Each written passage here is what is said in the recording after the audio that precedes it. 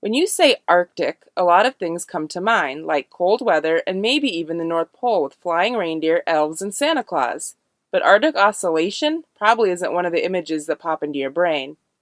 So, what is this Arctic Oscillation? Picture a teeter-totter. First one side is up and the other is down. Then one side is down and the other is up. The Arctic Oscillation is a lot like a teeter-totter, but instead of people bouncing up and down, you have changes in pressure and weather.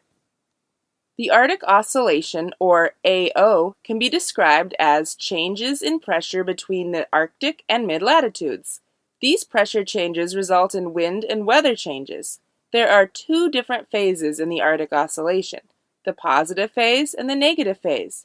You can think of the positive phase on one end of the teeter-totter and the negative phase on the other end. These phases oscillate or teeter back and forth all of the time. A couple of things before we delve into these phases.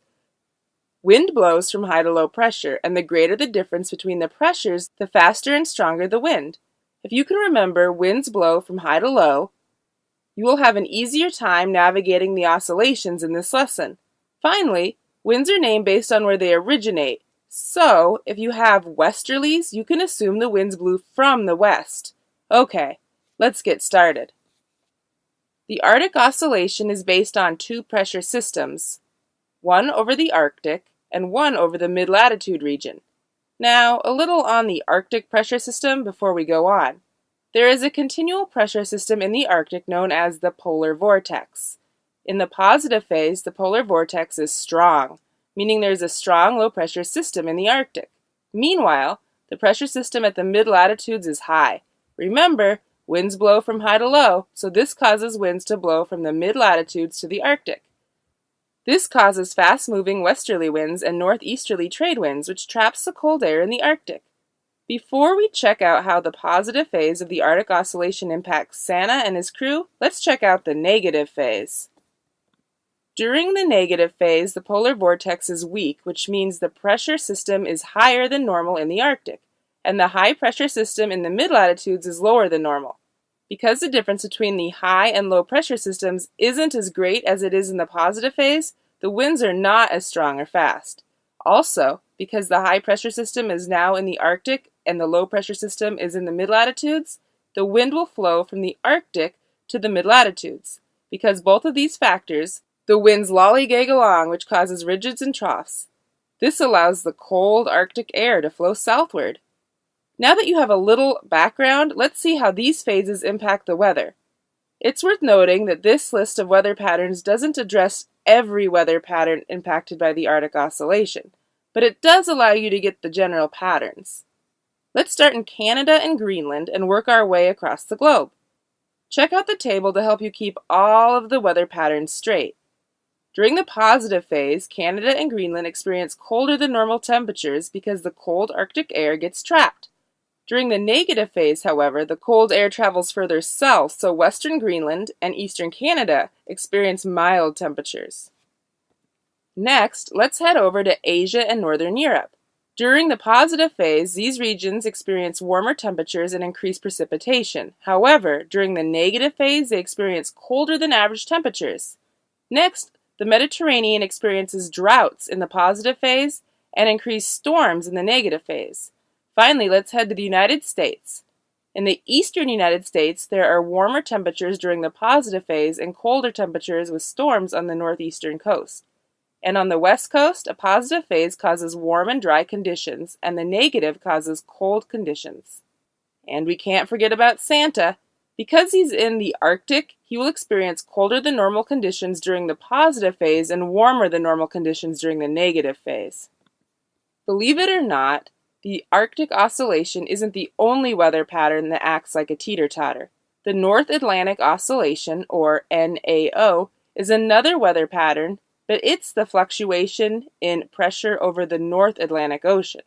It affects weather patterns around the world. Like the Arctic Oscillation, the North Atlantic Oscillation has a positive and a negative phase. The North Atlantic Oscillation has two pressure systems, one over the Azores, which is a high-pressure system, and one close to Iceland, which is a low-pressure system. During the positive phase, the Icelandic low-pressure system, also termed the Icelandic low, gets really strong, and the Azore high-pressure system, also termed the Azores high, gets really strong. This causes a huge difference between the high and low-pressure systems, which causes the westerlies to get really strong. The strong westerlies prevent cold air from blowing south. Instead, the cold air heads towards North America. Sounds familiar, doesn't it? Even though it's a different part of the world, the North Atlantic Oscillation works in much of the same way as the Arctic Oscillation. A negative North Atlantic Oscillation occurs when the Icelandic low is higher than normal and the Azores high is lower than normal. Both of these pressure systems are much weaker than they were during the positive phase. This causes less of a difference between high and low pressure, so the winds are weak. The weak winds allow cold air to escape southward. Let's see how the North Atlantic Oscillation impacts the weather. Again, this table doesn't address every single weather pattern associated with the Arctic Oscillation, but it will give you the general idea. In the eastern United States, a positive North Atlantic Oscillation results in warmer temperatures and less storms, whereas a negative phase results in colder than normal temperatures and increased storms. Remember, it's like a teeter-totter, so you can expect the phases to create opposite weather effects. When it's hot during one phase, it'll be cold during the other phase. In northern Europe, the positive phase brings warm temperatures, increased storms, and increased precipitation. And if the negative phase is opposite, you can probably guess how it impacts northern Europe, right? Yep, colder than normal temperatures with less storms and precipitation. Finally, southern Europe experiences decreased precipitation and fewer storms during the positive phase, and warmer temperatures with increased storms and precipitation during the negative phase. From a chilly Santa Claus at the North Pole to a pressure system over the Azores, the teeter-tottering oscillations create changing weather patterns all over the Earth. Let's take a moment to review these oscillations. The Arctic Oscillation occurs due to changes in pressure in the Arctic and mid-latitudes, and can be divided into the positive and negative phase. The positive phase occurs when the polar vortex has a strong low-pressure system and the mid-latitudes have a strong high-pressure system. This causes strong winds that trap cold air in the northern latitudes. The negative phase is the opposite of the positive phase, and the polar vortex has a higher than normal system and the mid-latitudes have a lower than normal pressure system. This allows cold air to blow southward. Remember, these phases cause a variety of weather patterns, so take a moment to review the table. It gets a little confusing, but a general rule is that a positive phase causes cold weather in the north and warmer weather further south. A negative phase causes warmer weather in the north and colder weather in the south. So I guess it's safe to assume Santa prefers the negative phase. Next, we looked at the North Atlantic Oscillation, which is caused by changes in pressure above the North Atlantic Ocean.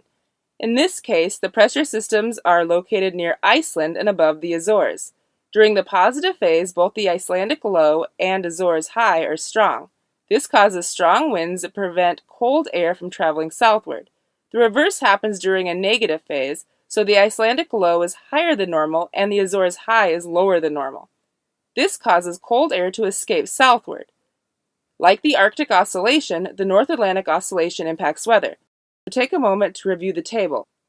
Again, it gets a little confusing, but remember, when it's a positive phase, cold air gets trapped further north, but when it's negative, the cold air escapes southward, just like it did in the Arctic Oscillation.